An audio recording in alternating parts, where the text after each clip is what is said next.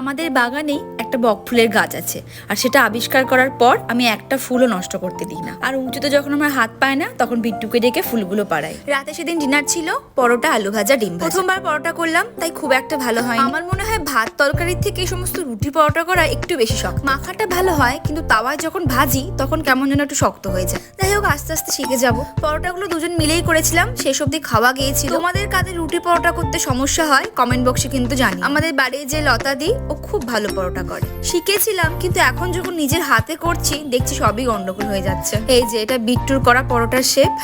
বেশ মজা করতে করতে পরোটাগুলো হয়েও গেল। কমপ্লিট পরোটা।